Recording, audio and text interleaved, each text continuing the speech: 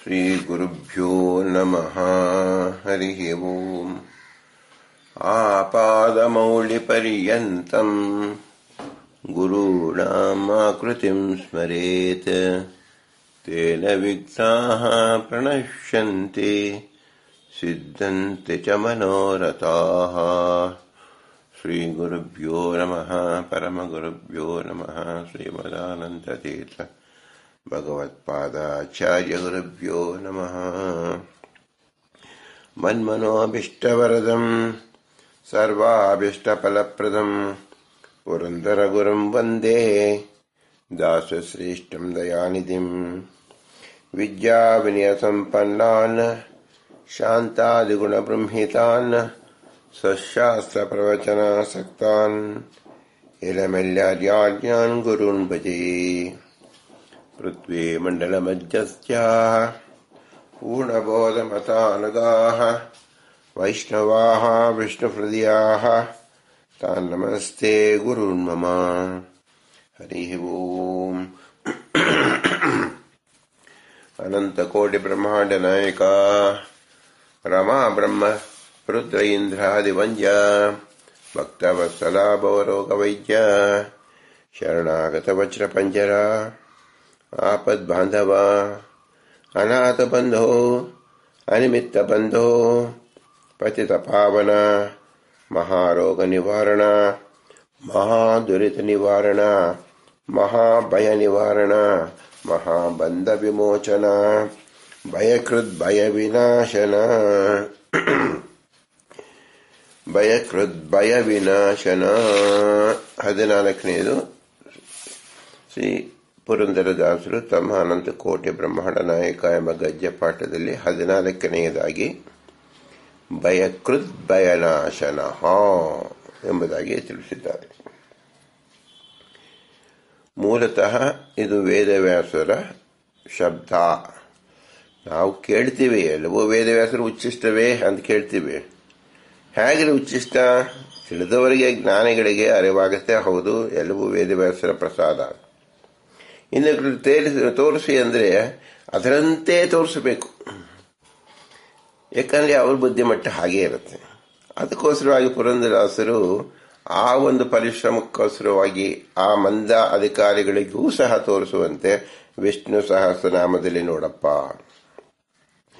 ಶ್ರೀ ವೇದವ್ಯಾಸ ರಚಿಸಿದ ಶ್ರೀಮನ್ ಮಹಾಭಾರತದ ಅನುಶಾಸನ ಪರ್ವದಲ್ಲಿ ಬರುವ ಶ್ರೀ ವಿಷ್ಣು ಸಹಸ್ರನಾಮ ಸ್ತೋತ್ರದ 102ನೆಯ ಶ್ಲೋಕ ಹೀಗಿದೆ. ಹೇಗೆ? ಅಮೂರ್ತಿರನಘೋ ಅಚಿಂತ್ಯ ಭಯಕೃದ್ ಭಯನಾಶನ. ಇದು ಎಲ್ಲರೂ ಕೇಳಿದಿರ. ಎಲ್ಲಿ? ವಿಷ್ಣು ಸಹಸ್ರನಾಮದಲ್ಲಿ. ಇದು ಒಂದು ಭಾಗವನ್ನು ಪುರಂದರದಾಸರು ಹೇಳಿದ್ದಾರೆ. ಭಯಕೃದ್ ಭಯನಾಶನ ಅಂತಿದೆ ಇಲ್ಲಿ ವಿಷ್ಣು ಸಹಸ್ರನಾಮದಲ್ಲಿ. ಇಲ್ಲಿ ದಾಸರು ಏನ್ ಹೇಳ್ತಾರೆ? ಭಯಕೃದ್ ಭಯ ವಿನಾಶನ ಅಂತ. ನೋಡಿ, ಹಿಂದೆ ಏನ್ ಬಿಟ್ರು? ಅಮೂರ್ತಿ, ಅನಗಹ, ಅಚಿಂತ್ಯ ಅಂತ ಬಿಟ್ಟಿದ್ದಾರೆ. ಅದ್ರ ಬದಲಾಗಿ ವಿನಾಶನ ಅಂತ ಸೇರಿಸ್ಬಿಟ್ರು. ಈಗ ನಾವು ಏನು ಮಾಡಬೇಕು? ಇವಿಗೆ ಏನರ್ಥ ಹೇಳಬೇಕು? ಅಮೂರ್ತಿ, ಅನಗ, ಅಚಿಂತ್ಯ ಸೇರಿಸಿಕೊಳ್ಳಿ. ನೋಡಿ ಎಷ್ಟು ಚಮತ್ಕಾರವಾಗಿ ಶ್ರೀ ಪುರಂದರದಾಸರಲ್ಲಿ ವೇದವ್ಯಾಸರು ನುಡಿಸಿರೋದು. ಇದು ವೇದವ್ಯಾಸರ ಶಬ್ದವೇ. ಶ್ರೀ ಪುರಂದರದಾಸರಲ್ಲಿ ನುಡಿದಿರುವುದು ವೇದವ್ಯಾಸರೇ. ಆದರೆ ನಾವು ಇದನ್ನು ಪುರಂದರದಾಸರ ಗದ್ಯ ಅಂತ ಗುರುತಿಸ್ತಾ ಇದ್ದೀವಿ ಹೊರತು ವೇದವ್ಯಾಸರ ಗದ್ಯ ಅಂತ ಗುರುತಿಸುತ್ತೇವೇನೆಯೋ? ಗುರುತಿಸ್ತಾ ಇಲ್ಲ. ನಮ್ಮ ಅಪ್ಪ ನನಗೆ ಪಾಕೆಟ್ ಮನಿ ಅಂತ 100 ರೂಪಾಯಿ ಕೊಟ್ಟಿದ್ದು, ಇದು ನನ್ನ ದುಡ್ಡು ಅಂತ ನಾನು ವ್ಯವಹಾರ ಮಾಡ್ತೀನೋ, ನಮ್ಮ ಅಪ್ಪನ ದುಡ್ಡು ಅಂತ ವ್ಯವಹಾರ ಮಾಡ್ತೀವೋ? ಅದರಂತೆ ಶ್ರೀ ಪುರಂದರದಾಸರ ಗದ್ಯ ಅಂತ ವ್ಯವಹಾರ ಮಾಡ್ತೀವಿ. ಆದರೆ ಮುಖ್ಯವಾಗಿ ಅದು ವೇದವ್ಯಾಸರ ಹಣವೇ, ವೇದವ್ಯಾಸರ ಶಬ್ದವೇ. ಹೌದು, ಹಾಗಾದ್ರೆ ಇಲ್ಲಿ ವಿ ಅನ್ನೋದು ಯಾಕೆ ಸೇರಿಸಿದ್ರು? ವಿಶೇಷ ಅಂತ ತಿಳ್ಕೊಳ್ಳಿ ಅಂತ ಹೇಳ್ತಾರೆ. ನೋಡಿ, ವಿ ಅಂತ ಹೇಳೋದ್ರಿಂದ ಇದೇನಾಯಿತು? ವಿಶಿಷ್ಟವಾದ ಪಾತ್ರ ಬಂತು. ಇದು ಭಯಕೃತ್ ಭಯ ವಿನಾಶನ ಅನ್ನೋದು ಮಂತ್ರವಾಯಿತು. ಭಗವಂತನ ತಿಳಿಯತಕ್ಕಂಥ ಲಕ್ಷಣವಾಯಿತು. ಒಂದು ವಿ ಎಂಬತಕ್ಕಂಥದ್ದನ್ನ ಅನಂತ ವಿಶೇಷಗಳನ್ನ ನಮಗೆ ಸೂಚಿಸುತ್ತೆ. ಒಂದು ವಿ ಎಂಬತಕ್ಕಂಥ ಶಬ್ದ. ಅಮೂರ್ತಿ, ಅನಗಃ, ಅಚಿಂತ್ಯ ಎಂಬ 3 ವಿಶೇಷಣಗಳನ್ನು ಇಲ್ಲಿ ಸೇರಿಸಿಕೊಳ್ಳಬೇಕು ಎಂಬತಕ್ಕಂಥದ್ದನ್ನು ಇಲ್ಲಿ ಹೇಳಿದಂತಾಯಿತು. ಸರಿ, ಈಗ ನಾವು ಚಿಂತನೆ ಮಾಡೋಣ. ನಾವು ವಿ ಸೇರಿಸಿಕೊ ಮೊದಲು ಏನದು ಭಯ ವಿನಾಶನ ಅಂದ್ರೆ ಏನು? ಯಾಕೆ ಅವನೇ ಭಯವನ್ನು ಹುಟ್ಟಿಸಿ ನಂತರ ಅವನೇ ನಾಶ ಮಾಡುತ್ತಾನೆ? ಇದೇನ್ರಿ ಅದು ಆಟ? ಇದು ಯಾಕೆ? ಇದು ಮಕ್ಕಳಿಗೆ ಪಾಠ ಹೇಳಿದಂತೆ ಹೇಳ್ತಿದ್ರಲ್ಲ, ಇದರಿಂದ ದೇವರ ಪಾತ್ರ ಏನ್ರಿ? ಇದು ದೇವರ ಮಂತ್ರ ಹೇಗಾಗತ್ತೆ? ದೇವರ ಗುಣ ಅಂತ ಹೇಗಾಗತ್ತೆ ಅಂತ ನಮಗೆ ಸಂಶಯ ಬರುತ್ತೆ. ಯಾವ ಥರ ಸಂಶಯ ಬರುತ್ತಪ್ಪ? ಒಬ್ಬ ಮಕ್ಕಳಿದ್ದಾರೆ, ಒಂದು ಮಗು ಇದೆ. ಮಗುವಿಗೆ ಜನರು ಏನು ಮಾಡ್ತಾರೆ? ಅವರ ತಾಯಿನೋ, ಸೌತಿ ತಾಯಿನೋ, ಅಕ್ಕ, ತಂಗಿಯರಿ, ಅಣ್ಣ, ತಮ್ಮ ಇವರೆಲ್ಲ ಯಾರೇ ಇರಬಹುದು, ಆ ಮಕ್ಕಳನ್ನು ಚಿವಿಟು ಬಿಟ್ಟು ಅದರ ಅಳುವನ್ನು ಕೇಳ್ತಾರೆ. ಓ, ಮಗು ಅಳ್ತಾ ಇದೆ ನೋಡು ಅಂತಾರೆ. ಆಮೇಲೆ ಅದೇ ಮಗುವನ್ನು ಮಡಲಿಗೆ ಹಾಕೊಂಡು ಅಪ್ಪಿಕೊಂಡು ಆ ಅಳುವನ್ನು ಸುಧಾರಿಸ್ತಾರೆ. ಇದನ್ನು ಲೋಕದಲ್ಲಿ ನೀವು ಗಲ್ಲಿಗೆ ಹೋಗಿ ನೋಡಬೇಕು, ಸಿಗತ್ತೆ. ಮಕ್ಕಳ ರೀತಿ ಅವರು ಸಾಕುತ್ತಿರೋ ಪ್ರಾಣಿಗಳಿರ್ಬೋದು, ನಾಯಿನೇ ಇರಬಹುದು, ಹಸು ಇರಬಹುದು, ಕುದುರೆ ಇರಬಹುದು, ಆನೆ ಇರಬಹುದು, ಯಾವುದೇ ಪ್ರಾಣಿ ಇರಬಹುದು, ಹಾವಿರಬಹುದು. ಅದು ಎಲ್ಲದಕ್ಕೂ ಸಹ ಇದೇ ರೀತಿಯಲ್ಲಿ ಮಕ್ಕಳ ಚಿವುಟ ವೃತ್ತಿಯಲ್ಲಿ ಹೊಡಿತಾರೆ. ಪಾಪ ನಮಗೆ ಅನಿಸುತ್ತೆ, ಯಾಕಿದು ಹೊಡಿತಾ ಇದ್ದಾರೆ? ಮತ್ತೆ ಅದಕ್ಕೆ ಹುಲ್ಲು ಕೊಡ್ತಾರೆ. ಅದರಿಂದಲೇ ಅವ್ರಿಗೆ ಜೀವಾಳ ದಿನ ಅನ್ನ ಬರಬೇಕಾಯ್ತು, ಅದರಿಂದಲೇ ಎಂಬುದಕ್ಕೊಂದು ಗೊತ್ತು. ಆದರೆ ಅದಕ್ಕೆ ಯಾಕೆ ಹೊಡಿತಾರೆ? ಇದೊಂದು ನಾವು ನೋಡ್ತಾ ಇದ್ದೀವಿ. ಇನ್ನು ಗುರು ಶಿಷ್ಯರ ಪಾಠ್ಯಕ್ರಮದಲ್ಲಿ ಆಶ್ರಮ ಅಂತ ಇದೆಯಲ್ಲ, ಈ ಆಶ್ರಮದಲ್ಲಿ ಬಹಳ ಈ ತರ ಶಿಸ್ತು ಇರೋದಿಲ್ಲ, ಅಶಿಸ್ತು ಇರೋದಿಲ್ಲ, ಶಿಸ್ತುಬದ್ಧವಾಗಿರುತ್ತೆ ಅಂತ ಹೇಳಿ ನಾವು ಅಲ್ಲಿ ಹೋಳಿಗೆ ಹೋಗಿ ನೋಡಿದ್ರೆ, ಶಿಷ್ಯರಿಗೆ ಏನ್ ಮಾಡ್ತಾರೆ ಗುರುಗಳು ಅಥವಾ ಗುರುಪತ್ನಿ ಅಥವಾ ಗುರುಪುತ್ರ, ಗುರು ಸಂಬಂಧಿಗಳೆಲ್ಲ ಏನ್ ಹೇಳ್ತಾರೆ? ಆ ಶಿಷ್ಯನ ಕರೆದು ಎಲ್ಲೋ ಬಾರೋ, ಈ ಕೆಲಸ ಮಾಡು, ಆ ಕೆಲಸ ಮಾಡು, ಅಲ್ಲಿಗೆ ಹೋಗೋ, ಮರದ ಮೇಲೆ ಹತ್ತೋ ಅಂತ ಹೇಳಿ 108 ಕೆಲಸಗಳನ್ನು ವಹಿಸ್ಕೊಡ್ತಾರೆ.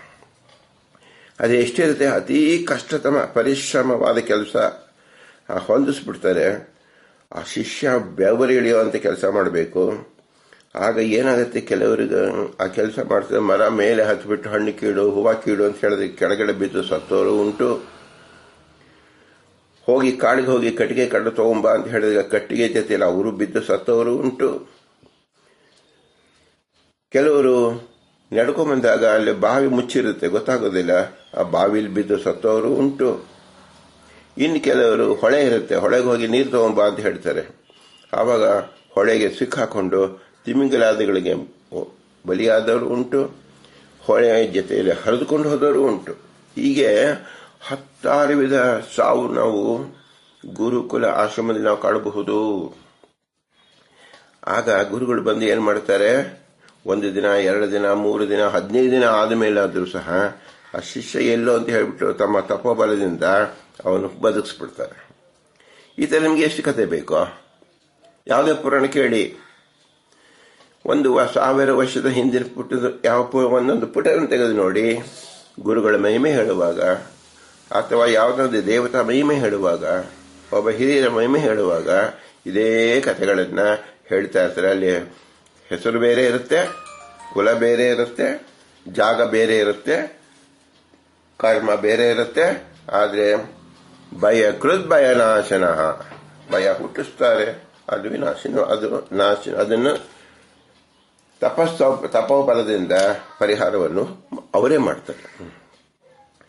ಇನ್ನು ಒಂದು ನೋಡಿ, ಸರಿಯಾಯ್ತಪ್ಪ, ಗುರುಕುಲ ಆಶ್ರಮ ಆಯಿತು, ಯಾರು ಭಕ್ತರಾಗಿರ್ತಕ್ಕಂಥವರು ಭಗವಂತನೊಂದಿಗೆ ಹೇಗಿರ್ತಾರೆ ಅಂತ ನಾವು ಚಿಂತನೆ ಮಾಡಿದ್ರೆ, ಧ್ರುವನ ತಪಸ್ಸು ಸ್ವಲ್ಪ ವಿಚಾರ ಮಾಡಿಕೊಳ್ಳಿ. 4ನೇ ಸ್ಕಂದದಲ್ಲಿ ಭಾಗವತದಲ್ಲಿ ವೇದವ್ಯಾಸರೇ ಶುಕಾಚಾರ್ಯರ ಮೂಲಕ ಹೇಳಿಸಿದ್ದಾರೆ. 6 ತಿಂಗಳ ಕೂಸು, 5 ವರ್ಷದ ಹುಡುಗ, ಯಾರ ಕಲ್ಪನೆಗೆ ಸಿಗುವುದಿಲ್ಲ. 5 ವರ್ಷ ಮಗ ಎಲ್ಲ 10 ವರ್ಷದ 15 ವರ್ಷದ ಮಕ್ಕಳಾದರೂ ಇವತ್ತಿನ ನಮ್ಮ ತಂದೆ ತಾಯಿಗಳು ಹೊರಗಡೆ ಬಿಡೋದಿಲ್ಲ, ಒಂದು ಹೆಜ್ಜೆ ನಡೆಯುವುದಿಲ್ಲ. ಎಲ್ಲದ ತರಹ ರಕ್ಷಣೆ, ಪ್ರೊಟೆಕ್ಷನ್ ಬೇಕು. ಆದರೆ ಧ್ರುವ ಎಂಬ ರಾಜಕುಮಾರ ಸಾಧಾರಣ ವ್ಯಕ್ತಿ ಅಲ್ಲ. ಅವನು ಏಕೈಕ ಪುತ್ರ, ಅಂತಹವನನ್ನ ಕಾಡಿಗೆ ಕಳಿಸಿದ್ದು ಎಷ್ಟು ಮಟ್ಟಿಗೆ ಸರಿ ಇದೆ. ಕಾಡಿನಲ್ಲಿ ಹೇಗಿರುತ್ತೆ? ಈಗಿನಂತೆ ಕಾಡು CCTVಯಿಂದ ಅಥವಾ ಬೇಲಿಗಳ ಹಾಕಿ ರಕ್ಷಣೆ ಒದಗಿಸುವಂತ ಜನಗಳು ಅಲ್ಲಿರ್ತಾರೆ. ತಾತ್ಕಾಲಿಕವಾಗಿ ಅರಣ್ಯದ ಸಿಬ್ಬಂದಿಗಳು ಬಂದು ಸಹಾಯ ಮಾಡ್ತಾರೆ. ಈ ರೀತಿ ಯಾವ ವ್ಯವಸ್ಥೆಯೂ ಇರದಂತ ಕಾಲ. ಧ್ರುವ ಹೋಗಿ 6 ತಿಂಗಳ ಕಾಲ ತಪಸ್ಸು ಮಾಡೋದಂದ್ರೆ ಯಾರಕ್ಕೆ ನನ್ನ ಊಹೆಗೆ ನಾವು ತಂದುಕೊಳ್ಳೋಕೆ ಹೇಗೆ ಸಾಧ್ಯ ಇದೆ? ಏಕೆ ಇಷ್ಟು ಕಷ್ಟಪಟ್ಟನ? ಇಷ್ಟು ಭಯವನ್ನು ಕೊಡೋದ? ಒಂದು ಮಗು, 5 ವರ್ಷದ ಮಗು, ಮಲಮೂತ್ರ ವಿಸರ್ಜನೆ ಮಾಡಬೇಕು, ಹೊಸ ಬಟ್ಟೆ ಹಾಕಬೇಕು, ನಿದ್ದೆ ಮಾಡಬೇಕು, ತಿಂಡಿ ತಿನಿಸು ತಿನ್ನಬೇಕು, ಇಷ್ಟೇ ಆದ್ರೆ ಕರ್ತವ್ಯ. ಅದು ಧ್ರುವ ಮಾಡಿದೇನು? ಒಂದು ವ್ಯಾಘ್ರದ ಪರಿಚಯ ಇಲ್ಲ, ಚಿರತೆ ಪರಿಚಯ ಇಲ್ಲ, ಹಾವಿನ ಪರಿಚಯ ಇಲ್ಲ, ಕಾಡಿನ ಯಾವ ಪ್ರಾಣಿಗಳ ಪರಿಚಯ ಇಲ್ಲ. ಅಂಥದ್ರಲ್ಲಿ ಕಾಡಿನ ಮಧ್ಯದಲ್ಲಿ ಕಳಿಸಿದ್ದು ಎಷ್ಟು ಭಯಂಕರ! ಯಾರ್ಯಾರು ನಾವು ಜ್ಞಾಪಿಸ್ಕೊಳ್ಳೋಕೆ ಸಾಧ್ಯವ? ಎಂತ ಭಯಂಕರ ಭಯಂಕರ ಭಯಂಕರ! ಇದು ಧ್ರುವನ ತಪಸ್ಸು. ಆದರೆ ಇನ್ನು ಅರ್ಜುನನ ತಪಸ್ಸು. ಅರ್ಜುನ ಯುವಕ, ಹೌದು. ಯಾವ ತರ ಯುವಕ? ತನ್ನ ಮೇಲೆ ಜವಾಬ್ದಾರಿ ಎಷ್ಟಿದೆ? ತನ್ನ ಸೋದರರೇ ವಿರುದ್ಧವಾಗಿ ನಿಂತಿದ್ದಾರೆ. ಯಾವ ಸೋದರರು? ಕೌರವರು. ತನ್ನ ಸೋದರರು ಕಾಡಿಗೆ ಬಂದಿದ್ದಾರೆ. ಯಾರು? ಪಾಂಡವರು, ಧರ್ಮರಾಜ, ಭೀಮ, ನಕಲ, ಸಹದೇವ. ತನ್ನ ನಂಬಿಕೊಂಡು ಬಾಳಿದ ಪತ್ನಿಯರು ಅನೇಕರು ಇದ್ದಾರೆ. ದ್ರೌಪದಿನೂ ಸಹ ಸೇರಿಕೊಂಡ್ರು. ಇಷ್ಟು ಜನರ ಮಧ್ಯದಲ್ಲಿ ಮುಂದೆ ನಡೆಯತಕ್ಕಂಥ ಅನೇಕ ಅಕ್ಷೋಹಿಣಿ ಸೇನೆಗಳನ್ನ ನಾಶ ಮಾಡೋಕ್ಕೋಸ್ಕರವಾಗಿ ಈ ಅರ್ಜುನನ ತಪಸ್ಸು ಕಳಿಸಿದ ಧರ್ಮರಾಜ. ಅಲ್ಲಿ ವಸತಿ ಏನು? ಅಲ್ಲಿ ಗುರುಗಳು ಯಾರು? ಅವನಿಗೆ ಎಷ್ಟು ವಯಸ್ಸು? ಯಾರಿಗೋಸ್ಕರ ತಪಸ್ಸು? ಈ ತಪಸ್ಸನ್ನು ಆಚರಿಸಿದ. ಅದು ಧರ್ಮರಾಜ ವಿಶೇಷವಾಗಿ ಹೇಳಿದ್ದ. ನೀನು ವಿಶೇಷವಾದ ಶಕ್ತಿ ಸಂಪಾದನೆ ಮಾಡಬೇಕು ಅಂದ್ರೆ ರುದ್ರದೇವನ ತಪಸ್ಸು ಮಾಡಿ ಅತಿ ಅಮೋಘವಾದ ಶಸ್ತ್ರ ಸಂಪಾದನೆ ಮಾಡಬೇಕು ಅಂತ ಹೇಳಿದ್ದ. ಅದನ್ನ ಅಪ್ಪಣೆ ಅಂತ ಇವನು ಹೋದ. ಇವನು ಎದುರುಗಡೆ ಎಷ್ಟೋ ದಿನಗಳಾದ ಮೇಲೆ ರುದ್ರದೇವರು ಕಿರಾತನ ವೇಷದಲ್ಲಿ ಬಂದು ಒಂದು ಹದ್ದಿಯ ನೆಪ ಇಟ್ಟುಕೊಂಡು ದೊಡ್ಡ ಜಗಳವನ್ನೇ ತೆಗೆದುಬಿಟ್ರು. ರುದ್ರದೇವರು ಒಂದು 5 ಲೋಕದ ಅಧಿಪತಿ. ಅರ್ಜುನ ಇಂದ್ರನಾದರೂ ಸಹ ತಾನು ಇಂದ್ರ ಎಂಬತಕ್ಕಂಥ ಜ್ಞಾನ ಯಾವಾಗಲೂ ಇರುವುದಿಲ್ಲ. ಇಂದ್ರನಿಗೆ ಗೊತ್ತಿರುತ್ತೆ ಇವನು ಅರ್ಜುನ ಏನು ಮಾಡ್ತಾ ಇದ್ದಾನೆ ಅಂತ. ಮೂಲ ರೂಪದಲ್ಲಿ ಗೊತ್ತಿರುತ್ತೆ. ಅವತಾರ ರೂಪದಲ್ಲಿ ಸದಾ ತಾನು ಇಂದ್ರ ಎಂಬುದೇ ಅವನಿಗೆ ಗೊತ್ತಿರೋದಿಲ್ಲ. ಚಿಂತನೆ ಮಾಡಿದಾಗ ತಿಳಿಯುತ್ತೆ. ಆದರೂ ಸಹ ಶಕ್ತಿಯು ಮೂಲ ಇಂದ್ರನಿಗೆ ಎಷ್ಟಿತ್ತೋ ಅಷ್ಟು ಶಕ್ತಿ ಬರೋದಿಲ್ಲ. ಇದು ಶ್ರೀಮಧ್ವಾಚಾರ್ಯರು ತಮ್ಮ ತಾತ್ಪರ್ಯದಲ್ಲಿ ಅನೇಕ ಕಡೆ ಹೇಳಿಬಿಟ್ಟಿದ್ದಾರೆ. ನಾವು ಇಂತಹ ಪ್ರಸಂಗದಲ್ಲಿ ಸರಿಯಾಗಿ ಅದು ಹೊಂದಿಸಿಕೊಂಡು ತಿಳಿದಾಗ ಮಾತ್ರ ಈ ಕಥೆ ಚೆನ್ನಾಗಿ ಅರ್ಥ ಆಗತ್ತೆ. ನೋಡಿ, ಇಲ್ಲಿ ಭಯವನ್ನು ಹುಟ್ಟಿಸಿದ. ಯಾರು ಭಯಕ್ಕೆ ಸ್ವಾಮಿ ಯಾರು? ರುದ್ರದೇವರು. ಅವರೇ ಬಂದು ಭಯವನ್ನು ಕೊಡ್ತಾ ಇದ್ದಾರೆ. ಮಾನಸಿಕ ಸಂಬಂಧಪಟ್ಟಿದ್ದ ಭಯ ಹುಟ್ಟಿಸ್ತಾ ಇದ್ದಾರೆ. ಅರ್ಜುನ ಅವಸ್ಥೆ ಏನು? ಅವನತ್ತಿ ಕಿತ್ತಾಡಬೇಕಾ? ಅವನು ಹೋಗಿದ್ದು ತಪಸ್ಸುಗೋಸ್ಕರವಾಗಿ. ಇಲ್ಲಿ ಕಿತ್ತಾಡುವುದು ಏನರ್ಥ? ತಪಸ್ಸು ಭಂಗ ಆಗತ್ತೆ. ಯಾತಕ್ಕೋಸ್ಕರವಾಗಿ? ಒಂದು ಹಂದಿ ನೆಪವಾಗಿ. ಹಂದಿಯು ಯಾವುದಕ್ಕೋಸ್ಕರ ಪ್ರಾಣಿ? ಅದೇನು ಹವನ ಹೋಮಕ್ಕೆ ಹೋಗ್ತಕ್ಕಂಥ ಪ್ರಾಣಿ ಅಲ್ಲ. ಹೊಟ್ಟೆ ಹೊಲಿಸ್ಕೊಳ್ಳತಕ್ಕಂಥ ಪ್ರಾಣಿ. ಇಂತಹ ಪ್ರಾಣಿ ಕಿರಾತನೊಂದಿಗೆ ಇದು ತನ್ನ ಆಹಾರ, ತನ್ನ ಬೇಟೆ ಅಂತ ಹೇಳಿ ಜಗಳ ಆಡಿ ಇದೊಂದು ಭಯಂಕರವಾದ ಒಂದು ಸನ್ನಿವೇಶ. ಅಲ್ಲಿ ಏನಾಯಿತು? ರುದ್ರದೇವರೇ ತಾನೇ ಸ್ವಯಂ ವ್ಯಕ್ತನಾಗಿ ಅವನಿಗೆ ಅನುಗ್ರಹ ಮಾಡಿದ್ದೆ ಎಂಬತಕ್ಕಂಥ ಮುಂದಿನ ಮಾತು. ನಾಶನ ಆಯಿತು. ಒಟ್ಟು ನಾವು ಏನ್ ತಿಳ್ಕೊಳ್ಬೇಕಿಲ್ಲಿ? ವೇದವ್ಯಾಸರು ನಮ್ಮ ಗುರುಕುಲ ಅಥವಾ ಮಕ್ಕಳನ್ನ ಚಿವುಟೋದು ಅಷ್ಟೇ ಅಲ್ಲ, ಇದು ಎಲ್ಲಾ ಹಂತದಲ್ಲೂ ನಡೆದಿದೆ ಅನ್ನೋದಕ್ಕೋಸ್ಕರವಾಗಿ ವಿಷ್ಣು ಸಹಸ್ರನಾಮದಲ್ಲಿ ಇದು ಲೇಖಿಸಿರುವುದು ಶ್ರೀ ವೇದವ್ಯಾಸರು. ಯಾವುದೋ ಒಂದು ಸ್ತೋತ್ರವನ್ನು ಹೇಳಿಕೊಂಡು ಮುಂದೆ ಹೋದರೆ ಈ ಅರ್ಥಗಳೆಲ್ಲ ತಿಳಿಯೋದಿಲ್ಲ. ಮನನ ಮಾಡಬೇಕು, ಚರ್ಚಿಸಬೇಕು, ಅದರ ವ್ಯಾಪ್ತಿ ಬೇರೆ ಕಡೆ ನೋಡಬೇಕು. ಆಗ ಅದರ ಮಹತ್ವ ಚೆನ್ನಾಗಿ ನಮಗೆ ತಿಳಿಯುತ್ತೆ. ಇನ್ನೊಬ್ಬ ವ್ಯಕ್ತಿ ನೋಡೋಣ, ಪ್ರಹ್ಲಾದರಾಜರು. ಪ್ರಹ್ಲಾದರಾಜ ಏನು, ಆ ಭೂಮಂಡದ ಚಕ್ರವರ್ತಿಯಾಗಿ ಮೆರೆದಂತ ಹಿರಣ್ಯಕಶಿಪು. ಇವನ ಮಗ ಹೇಗಿರಬೇಕು? ಈಗ ನಾವು ಸಾಧಾರಣವಾಗಿ ಮಂತ್ರಿ ಮಕ್ಕಳು ಹೇಗಿರ್ತಾರೆ, ಅವರಿಗೆ ತಲೆ ಮೇಲೆ ಏನು ಇಳಿದೆ ಅನ್ನೋದು ಗೊತ್ತಿರಲ್ಲ. ಆಕಾಶ ತಲೆ ಮೇಲೆ ಇದೆಯೋ ತಲೆ ಕೆಳಗಡೆ ಇದೆಯೋ, ಭೂಮಿನೇ ಆಕಾಶವೋ ಆಕಾಶವೋ ಭೂಮಿಯೋ ಅನ್ನತಕ್ಕಂಥ ಜ್ಞಾನವೂ ಇರೋದಿಲ್ಲ. ಅಂದರೆ ಅಷ್ಟು ಅತಿ ಪ್ರಸಂಗತನವಾಗಿ ನಡೆಯುತ್ತಾರೆ. ಹಾಗೆ ಚಕ್ರವರ್ತಿಯ ಮಗ ಪ್ರಹ್ಲಾದ, ಅವನಿಗೆ ಎಷ್ಟು ವಯಸ್ಸು? 6 ವಯಸ್ಸು. ಏನು ಮಾಡಿದ? ಪಾರ್ವತಿಯಿಂದ ಕೆಳಗೆ ಬಿಸಾಕು, ಹಾವುಗಳಿಗೆ ಕಚ್ಚಿಸು, ಹುಲಿಯನ್ನು ಬಿಡು, ಬೆಂಕಿಯಲ್ಲಿ ಹಾಕು, ವಿಷವನ್ನು ಸೇರಿಸು.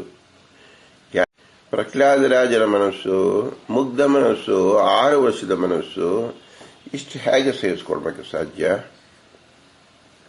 ಅದು ತನ್ನ ತಂದೆಯಿಂದ. ರಾಜರ ಭಟರುಗಳು ಅಂದರೆ ಸಾಧಾರಣವ? ಅತಿ ಕ್ರೂರವಾಗಿರ್ತಕ್ಕಂಥವನೇ ಸ್ಪೆಷಲೈಸ್ಡ್ ಪರ್ಸನ್ ಅವರು ಮಂಡರ್ಗೋಸ್ಕರ ಇಟ್ಕೊಂಡಿರ್ತಾರೆ. ಅಂತ ಕ್ರೂರಿಗಳಿಂದ ಇವನು ಚುಚ್ಚು ಅಂತ ಹೇಳಿದಾಗ ಅದು ಇವನ ಮರ್ಮಾಂಗಕ್ಕೆ ಚುಚ್ಚಿದ್ದಾರೆ.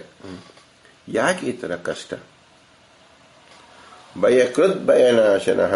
ನರಸಿಂಹದೇವರು ಬಂದು ಅವರ ಸ್ಮರಣೆಯಿಂದ ಯಾರಿಗೇನೇ ವಿಘ್ನ ಉಂಟಾದರೂ ಪ್ರಹ್ಲಾದರಾಜನಿಗೆ ಒಂದು ಕೂದಲು ಕೂಡ ಅಲುಗಾಡಲಿಲ್ಲ. ಇದು ಭಕ್ತಿಯ ಮಹಿಮೆ. ನಾವು ಒಂದು ಭಾಗ ನೋಡ್ತೀವಿ, ಇಷ್ಟೊಂದು ವಿಶೇಷವಾದ ಆಕ್ರಂದನಗಳ ಸಹಿತವಾಗಿ ಪ್ರಹ್ಲಾದರಾಜರಿಗೆ ಹಿಂಸೆ ಆಯಿತು ಅಂತ. ಅವರಿಗೆ ಆಗಿದ್ದು ಏನು? ಯಾವ ಹಿಂಸೆಯೂ ಒಂದು ಕೂದಲನ್ನು ಅಲ್ಲಾಡಿಸಲು ಶಕ್ಯವಾಗಲಿಲ್ಲ. ಈ ಒಂದು ಅನುಭವ ಯಾರಿಗೆ ಬರಬಹುದು? ಪ್ರಹ್ಲಾದರಾಜರಿಗೆ ಮಾತ್ರ ಬರುತ್ತೆ. ಅವರ ಅನುಯಾಯಿಗಳಿಗೆ ತಿಳಿಯುತ್ತೆ. ದೇವತೆಗಳಿಗೆ ಮತ್ತು ಭಗವಂತನಿಗೆ ಚೆನ್ನಾಗಿ ಪರಿಚಯ ಇರುತ್ತೆ. ಇದನ್ನು ನಾವು ತಿಳ್ಕೊಂಡಿದ್ದಾಗ ತಂದೆ ತಾಯಿಗಳ ಮಕ್ಕಳಿಗೆ ಶಿಕ್ಷೆ ಕೊಡುವುದಾಗಲಿ, ಗುರುಗಳು ಶಿಷ್ಯರಿಗೆ ಶಿಕ್ಷೆ ಕೊಡುವುದಾಗಲಿ, ಭಗವಂತ ಭಕ್ತರಿಗೆ ಪರೀಕ್ಷೆ ಒಡ್ಡುವುದಾಗಲಿ ಅವರ ಶ್ರೇಯಸ್ಸಿಗೆ ಕಾರಣ, ಹೊರತು ಅವರ ಪಾತಕ್ಕೆ ಅಲ್ಲ, ಅವರ ಬೀಳುವಿಕೆಗೆ ಅಲ್ಲ, ಅವರ ಪತನಕ್ಕೆ ಅಲ್ಲ. ಇದರ ಮುಖ್ಯ ಉದ್ದೇಶ ಏನು? ಅನಿಷ್ಟ ನಿವೃತ್ತಿ, ಇಷ್ಟ ಪ್ರಾಪ್ತಿ. ಇದೇ ಭಗವಂತನ ಸಂಕಲ್ಪ, ಇದೇ ಭಗವಂತನ ಮಂತ್ರ, ಇದೇ ಭಗವಂತನ ಗುಣ. ಈ ಗುಣ ನಾವು ಎಲ್ಲೆಲ್ಲಿ ನೋಡ್ತಾ ಇದೀವೋ ಅದು ಎಲ್ಲವೂ ಯಾರದು ಗುಣ? ಭಗವಂತನ ಗುಣ. ನಾವು ಬೇರೆ ಬೇರೆ ಹೆಸರು ಹೇಳ್ತಾ ಇದ್ದೀವಿ, ಆದರೆ ಅದೆಲ್ಲವೂ ಭಗವಂತನ ಗುಣವೇ. ಭಗವಂತನ ಕಾರುಣ್ಯ ಭಕ್ತರ ಮೇಲೆ ಹರಿದು ಬಂದ ರೀತಿ. ನಾವಿದನ್ನು ತಿಳ್ಕೊಂಡು ಭಯಕೃತ್ ಭಯ ವಿನಾಶನಃ ಎಂಬ ಕಡೆ ಬಂದಾಗ ನಮಗೆ ಇನ್ನೊಂದು ಮಾಹಿತಿಯನ್ನು ತಿಳ್ಕೋಬೇಕಾಗತ್ತಿಲ್ಲಿ. ನೀವಿಷ್ಟೆಲ್ಲ ಹೇಳಿದ್ದು ಆ ಜೀವರಿಗೆ ಹಠ ಇರುತ್ತಾರೆ, ಹಠದಿಂದ ಮಾಡ್ತಾರೆ. ಹೌದು, ನಾವು ಹಠದಿಂದಲೇ ಈಗಿನ ಕೈದಿಗಳಿಗೆ ಎಷ್ಟು ಹೊಡೆತ ಬಿದ್ದರೂ ಅಳುವುದಿಲ್ಲ. ಎಷ್ಟು ಸಲ ಕಾಲಲ್ಲಿ ಒದ್ರೂ ಸಹ ಅವರು ದಿಕ್ಕೆಡೋದಿಲ್ಲ. ಅವರಿಗೆ ಎಷ್ಟು ತರ ಶಿಕ್ಷೆ ಕೊಟ್ಟರೂ ಸಹ ಅವರೇನು ಕಳ್ಳತನ ಬಿಡೋದಿಲ್ಲ. ಯಾಕೆ ಅಂದರೆ ಅವರಲ್ಲಿರ್ತಕ್ಕಂಥ ಹಠ. ನಾವು ಕಳ್ಳಕಾಕರದು ಪೊಲೀಸರದು ಪೊಲೀಸ್ ಸ್ಟೇಷನಲ್ಲಿ ಸೆರೆಮನೆಯಲ್ಲಿ ನಾವು ನೋಡೋದು ಅಷ್ಟೇ ಅಲ್ಲ, ಪಶುಗಳಲ್ಲಿ ನೋಡ್ತೀವಿ, ನಾಯಿಗಳಲ್ಲಿ ನೋಡ್ತೀವಿ, ಹಂದಿಗಳಲ್ಲಿ ನೋಡ್ತೀವಿ, ಹಸುಗಳಲ್ಲಿ ನೋಡ್ತೀವಿ. ಎಲ್ಲಾ ಪ್ರಾಣಿಗಳು ಹಠ ಹಿಡಿದಿರ್ತೀವಿ. ಹಠದಿಂದ ಬರೋದಿಲ್ಲ, ಹಾಲು ಕರೆಸ್ಕೊಳ್ಳೋದಿಲ್ಲ, ನಾನು ಹೆದರಿಸೋದು, ಈ ರೀತಿಯಲ್ಲಿ ಪಶುಗಳನ್ನು ನೋಡ್ತೀವಿ. ಅಷ್ಟೇ ಯಾಕೆ, ಮಕ್ಕಳು ಅಳ್ತಾ ಇದ್ದಾಗ ತಾಯಿ ಒಂದೇ ಮಾತ್ರ ಹೇಳ್ತಾರೆ, ಅದು ಅಳೋದೇ ಅದು ಹಠ, ಅದು ಮಂಡು ಹಠ ಅಂತ. ಮಂಡು ಹಠವೋ ತುಂಡು ಹಠವೋ ಅದು ಬೇರೆ. ಒಟ್ಟು ಹಠ ಅಂತ ಶಬ್ದ ಯಾಕೆ ಉಪಯೋಗಿಸ್ತೀವಿ ಅಂದರೆ ಇದು ಹಠ ಎಂಬತಕ್ಕಂಥದ್ದು ಜೀವರ ಸ್ವಭಾವ. ಹಾಗೆ ಜೀವನ ಸ್ವಭಾವ ಅಂತ ಎಲ್ಲರೂ ಹೇಳ್ಬೋದಲ್ಲ, ಯಾರಿಗೂ ಗೊತ್ತಿಲ್ಲ. ಯಾಕೆ ಗೊತ್ತಿಲ್ಲ? ಕೆಲವು ವಿಷಯಗಳನ್ನು ಬೇರೆ ಶಬ್ದದಿಂದ ಹೇಳಿದರೆ ಅದರ ಬಗ್ಗೆ ಜೀವರಿಗೆ ಅವರ ಗುರಿ ಹೋಗದೆ ಅವರು ಅನ್ಯ ಮಾರ್ಗದಲ್ಲಿ ಹೋಗ್ತಾರೆ. ಶಾಸ್ತ್ರ ಇದೆಲ್ಲವನ್ನು ನಮಗೆ ತಿಳಿಸಿಕೊಡುತ್ತೆ. ಶಾಸ್ತ್ರದ ಪರಿಪಕ್ವತೆಯಿಂದ ಒಂದು ಶಬ್ದದಲ್ಲಿ ಏನು ಶಕ್ತಿ ಇದೆ, ಅನ್ವಿತ ಶಕ್ತಿ, ಯೋಗ್ಯತಾ ಶಕ್ತಿ ಎಲ್ಲಿದೆ ಅಂತ ತಿಳ್ಕೊಂಡಾಗ ಹಠ ಎಂಬುದು ಜೀವರ ಸ್ವಭಾವ. ಇದನ್ನು ಮಧ್ವಾಚಾರ್ಯರು ತಮ್ಮ ನಿರ್ಣಯ ಗ್ರಂಥಗಳಲ್ಲಿ ಹಠ ನಾಮ ಜೀವ ಸ್ವಭಾವ ಇಷ್ಟೇ ಹೇಳ್ತಾರೆ. ನಾವು ಇದನ್ನು ಓದಿದವರಿಗೆ 100 ಜನರಲ್ಲಿ 90 ಜನರಿಗೂ ಹಠ ಎಂಬುದು ಸ್ವಭಾವ ಅನ್ನೋದು ಹೇಗೆ ಅನ್ನೋದು ತಿಳಿಯೋದಿಲ್ಲ. ಏಕೆ? ಅವರು ಓದಿದ್ರು ಮಾತ್ರ ಅಲ್ಲೇ ಬಿಟ್ರು. ಆದರೆ ಅದನ್ನ ಪ್ರಾಪಂಚಿಕವಾಗಿ ನಮ್ಮ ದೈನಂದಿಕ ಜೀವನದಲ್ಲಿ ವ್ಯವಹಾರದಲ್ಲಿ ಕಂಡುಕೊಂಡಾಗ ಹಠ ಎಂಬುದೇ ಜೀವನ ಸ್ವಭಾವ ಎಂಬುದಾಗಿ ನೋಡಿದಾಗ ಎಲ್ಲರ ಬಾಯಿಲೂ ಹಠ ಶಬ್ದ ಇದೆ, ಆದರೆ ಯಾರ ಬಾಯಿಲೂ ಸ್ವಭಾವ ಅಂತಿಲ್ಲ.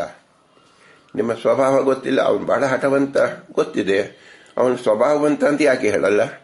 ಗೊತ್ತಿಲ್ಲ, ಅದೇ ಅಜ್ಞಾನ. ಆಯ್ತು. ಆದ್ದರಿಂದ ಹಠ ಎಂಬತಕ್ಕಂಥದ್ದನ್ನು ನಾವೊಂದು ಈ ಭಯಕೃತ್ ಭಯ ವಿನಾಶನ ಎಂಬತಕ್ಕಂಥ ನಾವು ಹಠ ಎಂಬ ಸ್ವಭಾವ ನಾವು ಹೇಗೋ ದೇವರ ಸ್ವಭಾವ ಯಾವುದು?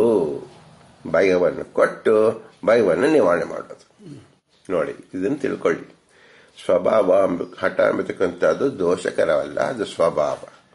ಹೇಗೆ ಹಠ ಎಂಬುದು ನಾವು ದುಷ್ಟ ರೀತಿಯಲ್ಲಿ ದೋಷ ರೀತಿಯಲ್ಲಿ ನಾವು ವಿಂಗಡಣೆ ಮಾಡಿ ಲೋಕಕ್ಕೆ ತಿಳ್ಕೊತಾ ಇದ್ದೀವೋ, ದೇವರು ಭಯವನ್ನು ಹುಟ್ಟಿಸೋದು ದೇವರಾಗಿದ್ದವನಿಗೆ ಯಾಕೆ ದೇವರು ಭಯ ಹುಟ್ಟಿಸ್ತಾನೆ ಎಂಬತಕ್ಕಂಥ ದುಷ್ಟತನದಿಂದ ಕೆಟ್ಟತನದಿಂದ ಅಲ್ಪಬುದ್ಧಿಯಿಂದ ನಾವು ಚಿಂತನೆ ಮಾಡ್ತೀವಲ್ಲ, ಇನ್ನಾದರೂ ಬಿಟ್ಟುಬಿಡಿ. ದೇವರ ಅನುಗ್ರಹ ಮಾಡಕ್ಕೋಸ್ಕರವಾಗಿ ಭಯವನ್ನು ಕೊಟ್ಟ.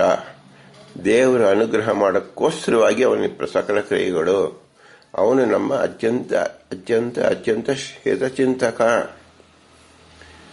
ಆದ್ದರಿಂದ ದೇವರ ಲಕ್ಷಣ ಏನು ಎಂಬತಕ್ಕಂಥದ್ದು ತೋರ್ಸಕ್ಕೋಸ್ಕರ ಪುರಂದರದಾಸರು ವೇದವ್ಯಾಸ ಹೇಳಿರ್ತಕ್ಕಂತಹ ವಿಷ್ಣು ಸಹಸ್ರನಾಮದ ಶಬ್ದವನ್ನೇ ಎಂಬತಕ್ಕಂಥ ಉಪಸರ್ಗವನ್ನು ಸೇರಿಸಿ ಮಂತ್ರಮಯ ಮಾಡಿಬಿಟ್ಟಿದ್ದಾರೆ. ಅದು ಭಗವಂತನ ಗುಣವಾಚಕ ಶಬ್ದವಾಗಿ ಇಲ್ಲಿ ಹೇಳಿದ್ದಾರೆ. ಈಗ ವಿ ಎಂಬುದಕ್ಕೆ ಅಮೂರ್ತಿ, ಅನಗ, ಅಚಿಂತ್ಯ ಎಂಬ 3 ವಿಶೇಷಣಗಳನ್ನು ಸೇರಿಸಿಕೊಳ್ಳಬೇಕು. ಯಾವುದೇ ಶಬ್ದಕ್ಕೆ ಅದಕ್ಕೆ ತಕ್ಕ ರೂಪ ಇದ್ದೇ ಇರುತ್ತೆ, ಗುಣ ಇದ್ದೇ ಇರುತ್ತೆ, ಹಾಗೂ ಅದರ ಶಕ್ತಿಯನ್ನು ನಾವು ತಿಳಿಬೇಕು. ಇಲ್ಲಿ ದಾಸರು ತಮ್ಮ ಎಲ್ಲಾ ಪದಗಳಿಗೂ ಇದರಂತೆ ಅರ್ಥ ಕಲ್ಪಿಸಿಕೊಂಡು, ಅಂದ್ರೆ ಕಲ್ಪನೆ ಏನು ಇಲ್ಲದೆ ಇರೋದಲ್ಲ, ಇರೋದಕ್ಕೆ ಹೇಳೋದಕ್ಕೆ ಕಲ್ಪನೆ ಎಂಬತಕ್ಕಂಥದ್ದು ನಿಜವಾದ ಅರ್ಥ ಕಲ್ಪಿಸಿಕೊಂಡು ತಿಳಿಯಬೇಕೆಂದು ಮಾರ್ಗದರ್ಶನ ಮಾಡಿದ್ದಾರೆ. ಇದು ಒಂದರಲ್ಲಿ ತೋರಿಸ್ಕೊಟ್ರೆ ನಾವು ಹಿಂದಿನ 180 ಹಿಂದಿನ 12 ಮುಂದಿನ 180 ಸಹ ಇದರಂತೆ ಚಿಂತನೆ ಮಾಡಿ ವಿಶೇಷ ಶಬ್ದಗಳನ್ನು ಸೇರಿಸಿಕೊಳ್ಳಿ. ನೀವು ಚಿಂತನೆ ಮಾಡಬೇಕು. ಒಂದು ಸಲ ಕೇಳಿದ್ರೆ ಮಟ್ಟಿಗೆ ತಿಳಿಯಿತು ಅನ್ಕೋಬೇಡಿ, ಮತ್ತೆ ಮತ್ತೆ ಮನನ ಮಾಡಿ. ಆಗ ವಿಶೇಷವಾದ ಶ್ರೀ ಪುರಂದರದಾಸ ಅನುಗ್ರಹವಾಗುವ ಮೂಲಕವಾಗಿ ಭಗವಂತ ಪ್ರಸಾದವನ್ನು ಅನುಗ್ರಹಿಸುತ್ತಾನೆ. ಎಲ್ಲವೂ ಭಗವಂತನ ಪ್ರೇರಣೆಯೇ. ಅದು ಗುರುವಿನ ಮೂಲಕ ಬಂದಾಗ ಅಥವಾ ಗುರುವಿನ ಅಕ್ಷರದ ಮೂಲಕ ಬಂದಾಗ ನಮಗದು ಸಾರ್ಥಕವಾಗುತ್ತದೆ. ಉದಾಹರಣೆಗೆ ಶ್ರೀರಾಮಚಂದ್ರ ಅಂತ ಹೇಳ್ತೀವಿ, ತಕ್ಷಣ ಏನಾಗುತ್ತೆ, ಅವನು 7ನೇ ಅವತಾರ ಅನ್ನೋದು ಕಣ್ಣು ಕಾಣುತ್ತೆ. ಇದೇ ರೂಪ ಅವನು ಸಾಕ್ಷಾತ್ ಭಗವಂತ ಎಲ್ಲ ಗುಣದಿಂದ ತುಂಬಿದ್ದು ದೋಷದೂರನಾಗಿದ್ದಾನೆ ಎಂಬ ತಿಳುವಳಿಕೆ ಇದೇ ಅನಘ. ಅದೇನು? ಇದು ಶಾಸ್ತ್ರದಿಂದ ಸಿದ್ಧವಾದದ್ದು. ಒಬ್ಬ ಹುಡುಗನ ನೋಡಿದ ತಕ್ಷಣ 7ನೇ ಅವತಾರ ಇರಬಹುದು. ಅವನ ಗುಣ ಏನು? ಭಗವಂತ, ಸಾಕ್ಷಾತ್ ಭಗವಂತ ಎಂಬತಕ್ಕಂಥದ್ದು. ಇನ್ನು ಕೆಲವರು ಏನು ತಿಳ್ಕೊತಾರೆ, ಏಕಪತ್ನಿ ಮುಂತಾದ ಗುಣಗಳು ಅಂತ ತಿಳಿಯುವುದು. ಅಂದರೆ ಇಡೀ ರಾಮಾಯಣವನ್ನು ಒಂದೇ ಅಕ್ಷರದಲ್ಲಿ ಹೇಳಿ ಅಂದರೆ ಏಕಪತ್ನಿಯ ವ್ರತಸ್ಥನ ಕಥೆ. ರಾಮಾಯಣವನ್ನ ಸ್ವಲ್ಪ ಹಿಂಜಿದರೆ ಏಕಪತ್ನಿ ವ್ರತಸ್ಥನ ಕಥೆ ಅಷ್ಟೇ. ಅಂದರೆ ಇಡೀ ರಾಮಾಯಣದ 1,00,000 1,00,00,000 ಮಂತ್ರದಲ್ಲಿ ಹೇಳ್ತಕ್ಕಂಥದ್ದು ರಾಮ ಅಷ್ಟೇ, ರಾಮಾಯಣ ಅಷ್ಟೇ, ಏಕಪತ್ನಿ ವ್ರತಸ್ಥನ ಕಥೆ ಅಷ್ಟೇ. ಈ 1,00,00,000 ಶ್ಲೋಕದ ಮಂತ್ರವನ್ನು 1 ಪದ 2 ಪದ 4 ಪದದಿಂದ ಹೇಳಕ್ಕೆ ಸಾಮರ್ಥ್ಯವಿದೆ ಅನ್ನೋದನ್ನ ಇಲ್ಲಿ ನಮಗೆ ತೋರಿಸ್ಕೊಡ್ತಾ ಇದ್ದಾರೆ. ಅನಘ ಇದನ್ನ ಯಾವ ಶಬ್ದದಿಂದ ಹೇಳಬೇಕು? ಅಮೂರ್ತಿ, ಅನಘಃ, ಅಚಿಂತ್ಯ.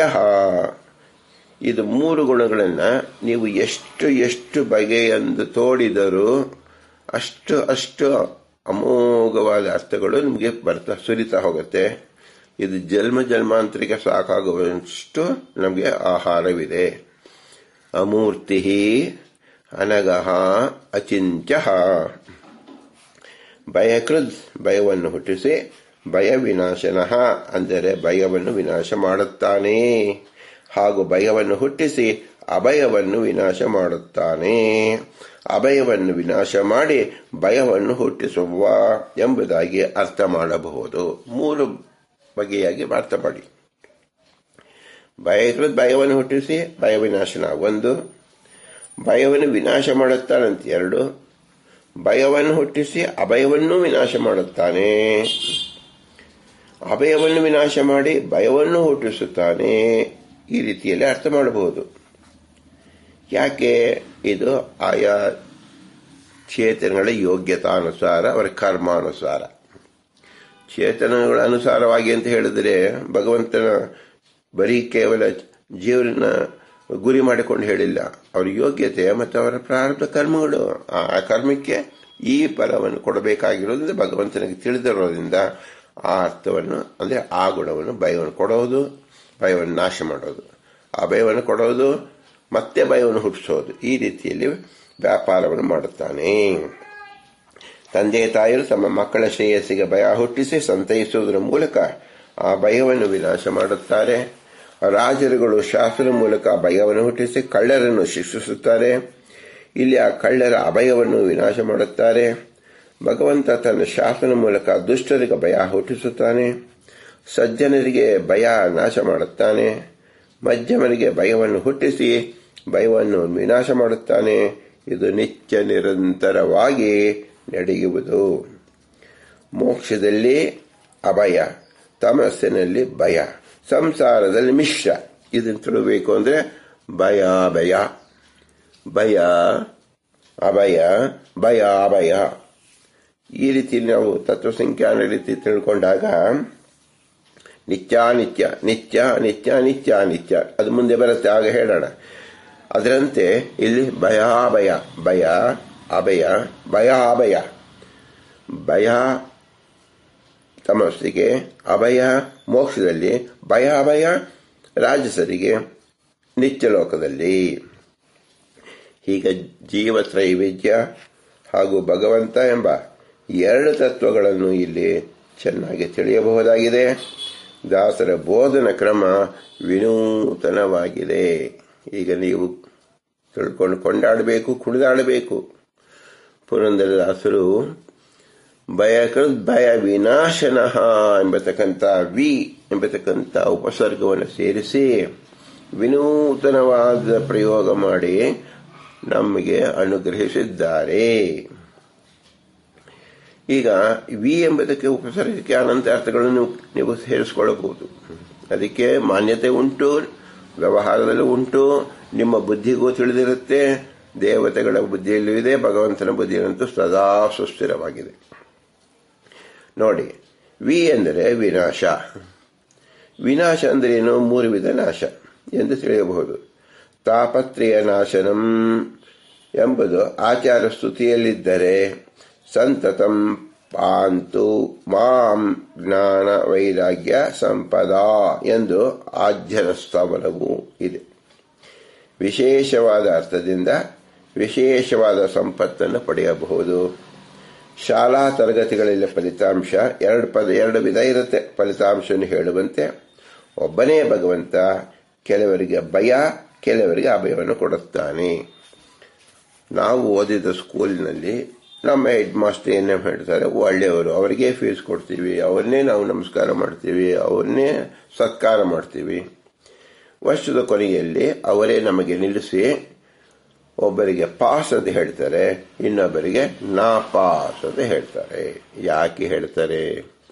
ಟೀಚರ್ ಎಲ್ಲರೂ ಒಂದೇ ಹೇಳಬೇಕೇನು? ಎಲ್ಲರೂ ಪಾಸೇ ಮಾಡಬೇಕೇನು? ಎಲ್ಲರನ್ನು ನಾಪಾಸೇ ಮಾಡಬೇಕೇನು? ಇಲ್ಲಿ ನೋಡಿ, ಪಾಸ್ ಆದವರಿಗೆ ಅಭಯ, ನಾಪಾಸ್ ಅಂದವರಿಗೆ ಭಯ. ಭಯನಾಶನ ಅಂತ ಹೇಳ್ತಾರೆ, ಇನ್ನೊಬ್ಬರಿಗೆ ನಾಪಾಸ್ ಅಂತ ಹೇಳ್ತಾರೆ. ಯಾಕೆ ಹೇಳ್ತಾರೆ?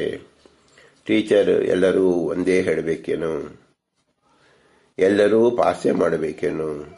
ಎಲ್ಲರನ್ನು ನಾಪಾಸೇ ಮಾಡಬೇಕೇನು? ಇಲ್ಲಿ ನೋಡಿ, ಪಾಸ್ ಆದವರಿಗೆ ಅಭಯ, ನಾಪಾಸ್ ಅಂದವರಿಗೆ ಭಯ. ಭಯನಾಶನ. ಇಲ್ಲಿ ಒಂದೇ ವ್ಯಕ್ತಿಯಲ್ಲಿ ಇನ್ನೊಂದು ವರ್ಷದಲ್ಲಿ ಅವನಿಗೆ ಓದಿದ ಮೇಲೆ ಪಾಸ್, ಇವನಿಗೆ ಅಭಯ ಆದವನಿಗೆ ಮುಂದಿನ ತರಗತಿಗಳಲ್ಲಿ ಹೆಚ್ಚಿನ ಶಿಕ್ಷಣ ಕೊಟ್ಟು ಉತ್ತಮ ಮಾರ್ಗವನ್ನು ಕಲ್ಪಿಸಿಕೊಡಿಸ್ತಾನೆ ಗುರುಗಳು. ಈ ಗುರುಗಳು ಹೇಗೆ ಮಾಡ್ತಾರೆ? ನಾವು ಇದು ಲೋಕದಲ್ಲಿ ಏನು ನೋಡ್ತಾ ಇದ್ದೀವಿ, ಇದೇ ಭಗವಂತ ದೇವತೆಗಳ ಮೂಲಕ, ನಮ್ಮ ಗುರುಗಳ ಮೂಲಕ, ನಮ್ಮ ಹಿರಿಯರ ಮೂಲಕ ಲೋಕದಲ್ಲಿ ಅವನೇ ತನ್ನ ವ್ಯಾಪಾರವನ್ನು ಮಾಡ್ತಾ ಇದ್ದಾನೆ. ಹೀಗೆ 3 ವಿಧ ಜೀವರ ಭಗವಂತನ ಆಶ್ರಿತರೇ ಆದರೂ ಅವರ ತಿಳುವಳಿಕೆಯು ಭಿನ್ನವೇ ಆಗಿರುತ್ತದೆ ಎಂಬುದು ಮೂಲ. ಇದೇ ರಹಸ್ಯ. ನೋಡಿ, ಯಾವುದು ರಹಸ್ಯವಾದ ಮಂತ್ರ, ಯಾವುದು ಮಂತ್ರವಾದ ಗುಣ ಅಷ್ಟೇ. ಭಗವಂತನ ಆರಾಧನೆ ಮಾಡಕ್ಕೆ ಏನು ಬೇಕು? ಮಂತ್ರ ಬೇಕು. ಮಂತ್ರ ಪ್ರತಿಪಾದ್ಯ ಭಗವಂತ, ಮಂತ್ರ ಬೋಧಕ ಏನು? ಗುಣ. ಭಗವಂತನ ಗುಣವನ್ನು ಹೇಳ್ತಕ್ಕಂಥದ್ದು ಭಯ ವಿನಾಶನಃ ಎಂಬತಕ್ಕಂಥದ್ದು ಭಗವಂತನ ಲಕ್ಷಣವನ್ನು ಅಮೋಘವಾಗಿ ತಿಳಿಸಿಕೊಟ್ಟ ಈ ಪುರಂದರದಾಸರಿಗೆ ಭೂಯಿಷ್ಠಾಂತೆ ನಮ ಉಕ್ತಿಂ ವಿಧೇಯಮ ಅಂತ ಹೇಳಿ ಅವರ ಪಾದ ಸ್ಪರ್ಶವನ್ನು ಮಾಡಿ ಅವರ ಮೂಲಕ ಭಗವಂತ ನಮಗೆ ಅನುಗ್ರಹ ಮಾಡಲಿ. ಭಗವಂತ ನಮಗೆ ಪ್ರಸಾದ ಮಾಡಿ ನಮ್ಮಲ್ಲಿರ್ತದ ಅಜ್ಞಾನವನ್ನು ನಿವಾರಣೆ ಮಾಡಿ ಯೋಗ್ಯವಾದ ಜ್ಞಾನ ಕೊಟ್ಟು ಯೋಗ್ಯ ಗತಿಯಲ್ಲಿ ಕರುಣಿಸಲಿ ಎಂದು ಬೇಡಿಕೊಳ್ಳೋಣ. ಭಾರತೀಯ ರಮಣಕ್ಕೆ ಪ್ರಣತ ಶ್ರೀಕೃಷ್ಣಾರ್ಪಣಮಸ್ತು. ಹರಿ ಓಂ, ಹರಿ ಓಂ, ಹರಿ ಓಂ.